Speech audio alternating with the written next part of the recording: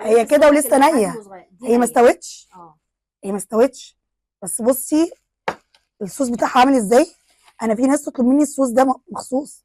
ده عباره عن ايه طيب الصوص ده؟ زيت، زيت دي بتحط وشطه. لها زيت في التمليح؟ اه تمام. وزيت كتير جدا على فكره. مش اه ملح بس؟ زيت وملح وشطه وبابريكا، مم.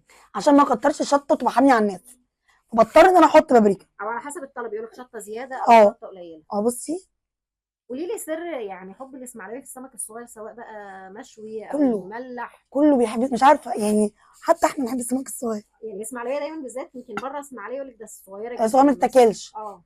ولكن في ايوه اسماعيليه ليها سعر خدي ده. وليها طلب، ايوه حتى في التمليح او قبل التمليح. اه ليها طلب جامد يعني. بصي احنا في اخر الموسم فيها. مم. احنا الموسم بتاعها من امتى لامتى؟ من 11، اه من 11 ل 4. من 11 لشهر 4 اه بتظهر، ما بتكبرش حجمها. لا ده اكبر حجم فيها.